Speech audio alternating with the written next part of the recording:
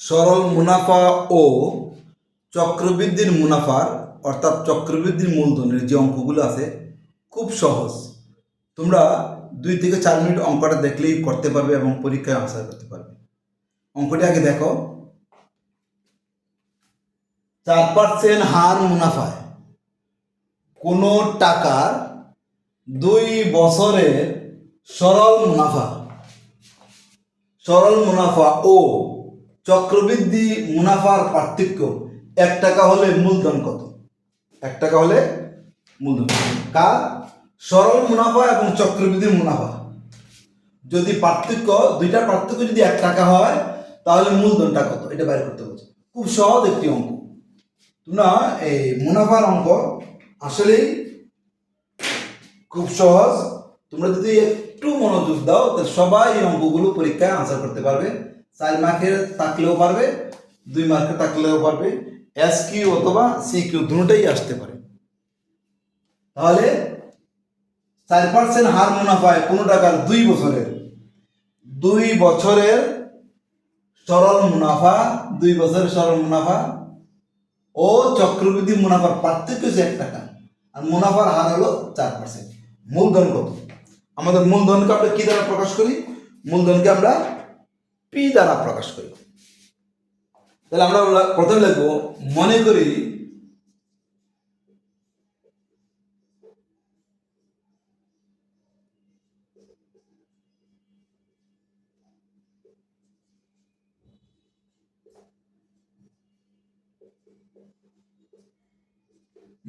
মূলধন সমান P টাকা। মূলধনটাকে আমরা P টাকা ধরছি।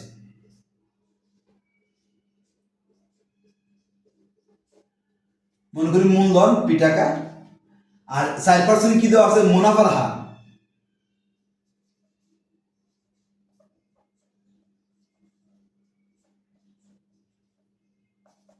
মুনাফার হার আর ইকুয়াল 4%, অর্থাৎ পার্সেন্টের জন্য 100/1 তাহলে 4/100। আমরা জানি, তোমরা সবাই জানো, পার্সেন্ট হলো 1/100 মানে 100/1। তাহলে এটা এই যে এখানে আছে 4%, 4 ইন্টু 1/100 মানে 1/100 মানে 100/1। তাহলে 4 নিচে হবে 100। এই 4/100 আমরা লিখছি মানে 100/এর আমরা 4 লিখছি। তাহলে মুনাফার হার হলো 4% অর্থাৎ 100/4। কত বছর সময়? 2 বছর।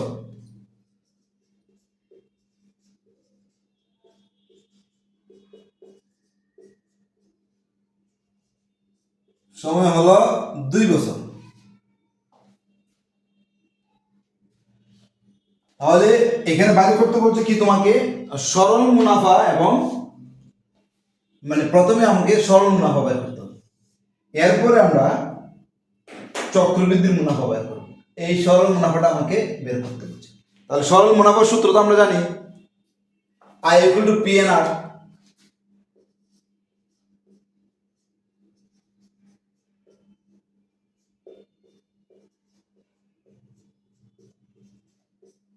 আমরা জানি সরল মুনাফা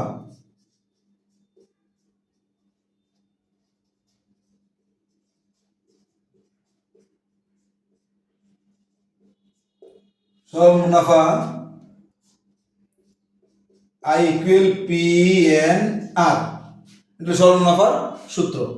তাহলে P কত? P তো P থাকবে কারণ P এর কোনো মান টান নাই, মূলধন। N হয়েছে 2 বছর ইন্টু 2 আর হয়েছে কত? 4/100। এখন যদি আমরা কাটাকাটি করি, 4 দিয়ে 100 গেলে 4 25 100 25, 4 25 100। তাহলে আমাদের কি থাকে? উপরে থাকে 2 আর P, নিচে থাকে 25। তাহলে এটা আমরা পাবো কত? 2P/25, 2P/25 25 পাইছি আমরা, 2p/25 পাইলাম আমরা কি সরল মুনাফা। এখন আমাদের সরল মুনাফা পেয়ে গেছি, এখন আমরা এই সরল মুনাফা পাইলাম, চক্রবৃদ্ধির মুনাফা বাইর করতে হবে।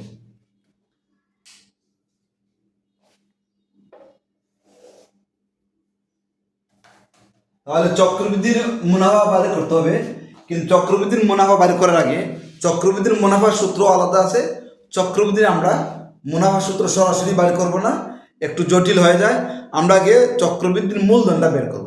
চক্রবৃদ্ধির মূলধন বলতে চক্রবৃদ্ধির মূলধন যেটা বের হবে, এটার মধ্যে মূলধন যোগ মুনাফা একসাথে বাইর হবে। চক্রবৃদ্ধির মূলধন যে আমরা বাইর করব, মূলধন আর মুনাফা একসাথে বাইর হবে। তাহলে মূলধনের মুনাফা যখন মনে করো, মূলধন আর মুনাফা মনে করো 110 টাকা হলো, মূলধন যোগ মুনাফা 110 টাকা হলো। তাহলে মূলধন যদি 100 টাকা হয়, তখন আমরা 110 থেকে 120 দিলেই আমরা 10 টাকা মুনাফা পেয়ে যাব। তাহলে মুনাফা আসল থেকে বা মুনাফা মূলধন থেকে যখন আমরা মূলধনটা বিক্রি করবো, তখন আমরা মুনাফা পাবো।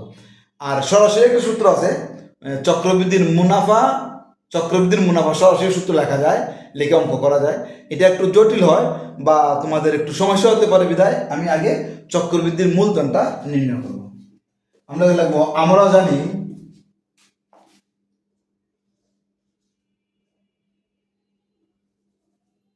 আবার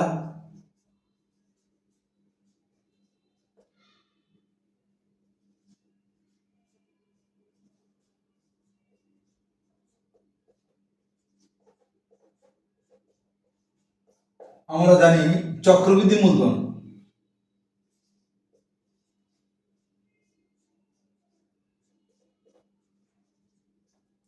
চক্রবৃদ্ধি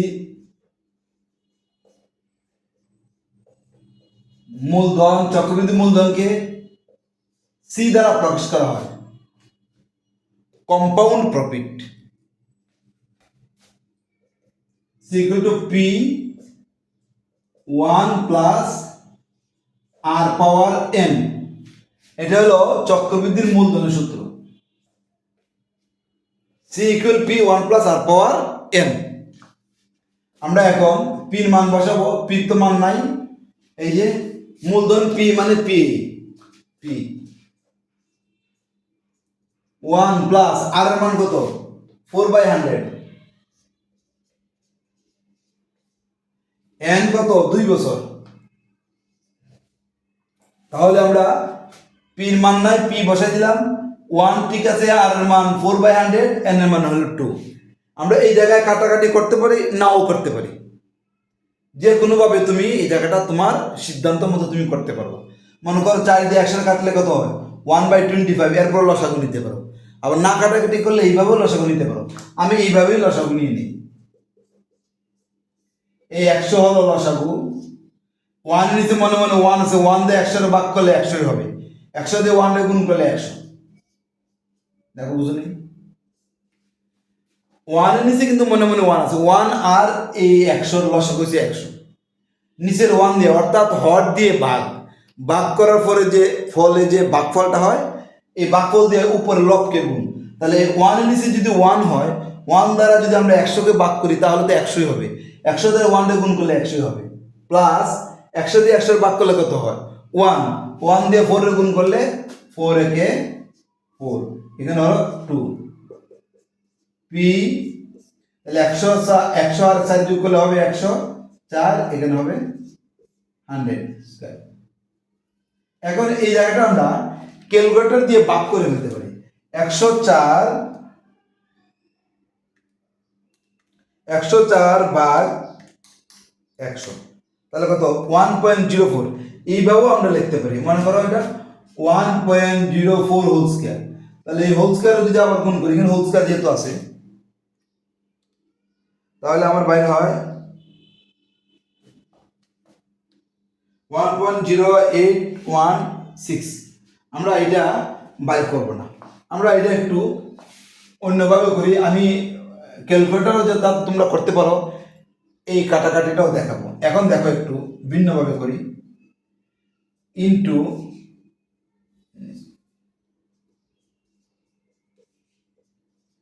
104 100, এটা হোল স্কয়ার তো দুইবার লিখি, এই দুইবার লিখলাম। তাহলে এটাকে যদি আমরা 2 দিয়ে কাটি, সাইডে যদি কাটি হয় 26,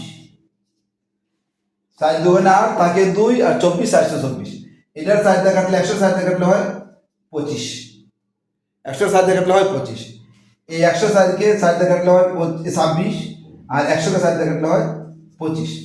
তাহলে আমরা এই দিকটা একটু মুছে ফেলি,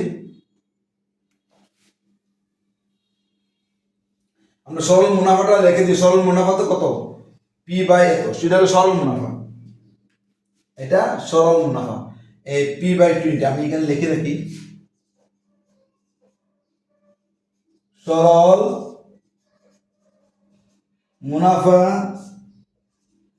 2p বাই 25, এটা আমরা পাইছি, সরল মুনাফা এটা পাইছি। আমরা চক্রবৃদ্ধির মুনাফাটা এখন বের করতেছি। তাহলে এটা মুছে ফেলি, পাইলাম এটা 26, উপরে থাকে 26 26, নিচে 25 25, আর কাটাকাটি যায় না। এখন 26 26 গুণ করো, 26 × 26 776, আমরা পাবো ইকুয়াল পি ইন্টু 776, 25 25 গুণ করলে হয় 625, 625। এখন যদি গুণ করি আমরা কত হয়, 676 পি আর এসে 625, এটা পাইলাম আমরা চক্রবৃদ্ধির মূলধন। কি পাইলাম, চক্রবৃদ্ধির মূলধন। চক্রবৃদ্ধির মূলধনের মধ্যে মুনাফাও আছে মূলধন আছে, এটা মুনাফা মূলধন একসাথে বাইরে আছে। তাহলে এটার থেকে যদি আমরা মূলধনটা বিয়োগ করি তাহলে আমরা চক্রবৃদ্ধির মুনাফা পাবো। তাহলে চক্রবৃদ্ধির মূলধনটা আমরা কত ধরছিলাম, পি ধরছিলাম, তাহলে আমরা লিখবো চক্রবৃদ্ধির মুনাফা।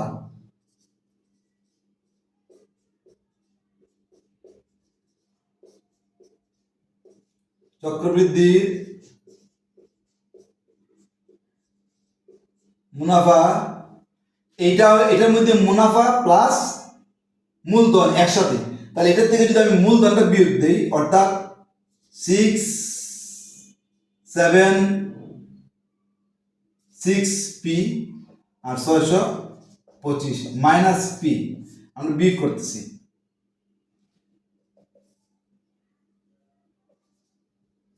625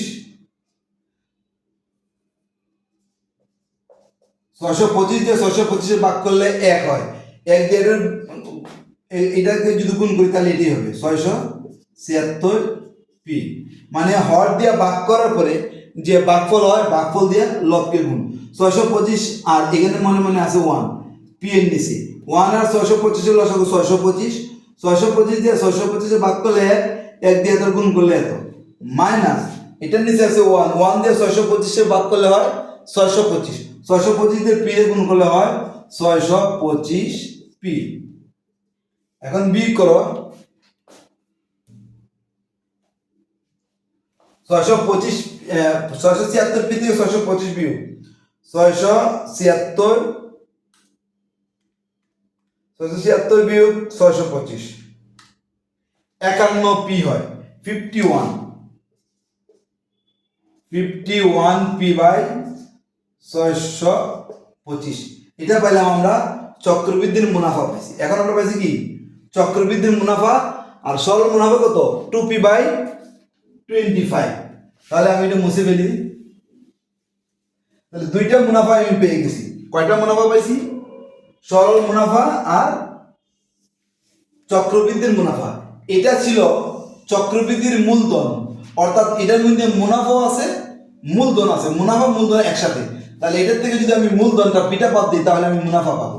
এখন আমার প্রশ্ন বলছে সরল মুনাফা ও চক্রবৃদ্ধির মুনাফার পার্থক্য হলো 1 টাকা, তাহলে অবশ্যই চক্রবৃদ্ধির মুনাফাটা বেশি।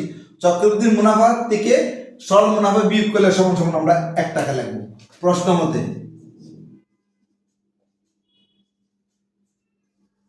প্রশ্ন মতে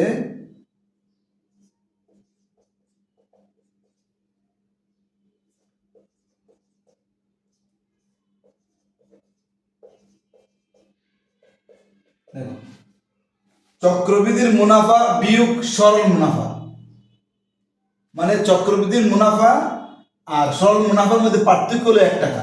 তাহলে চক্রবৃদ্ধির মুনাফা থেকে সরল মুনাফা বিয়োগ করলে আমরা 1 পাই। 625 আর 25-এর লসাগু হবে 625। 625 দিয়ে 625 ভাগ করলে 1 দিয়ে 51p কে গুণ করলে 51p হবে। 25 দিয়ে 625 ভাগ করলে হয় 25, 25 দিয়ে 2p কে গুণ করলে হয় 50p ইকুয়াল 1। 51p থেকে 50p চলে গেলে শুধু p থাকে, মানে 51টা p থেকে 50টা p চলে গেলে তাহলে একটা p থাকে। 625 ইকুয়াল 1। আর গুণ করি p, এটা 1 নিতে মনে মনে 1 আছে, p একে p, 625 আর একে গুণ করলে 625। আমরা ধরে নিছিলাম, মনে করি মূলধন বা আসল p আমরা ধরে নিছিলাম। মূলধন কত আমরা ধরে নিছিলাম, মনে করি মূলধন p টাকা, মনে করি মূলধন p টাকা আমরা ধরে নিছি। তাহলে p কত পাইছি আমরা? 625 টাকা পাইছি আমরা p। অতএব নির্ণেয় মূলধন, অতএব নির্ণেয় মূলধন 625 টাকা। এটাই আমাদের আনসার। 625 টাকা হচ্ছে আমাদের এই অঙ্কটা মূলধন। আমাকে বলছে মূলধন কত, 625 টাকা আমরা মূলধন পাইছি। আমরা মূলধন ধরে নিয়েছিলাম p সমান 625। ঠিক আছে,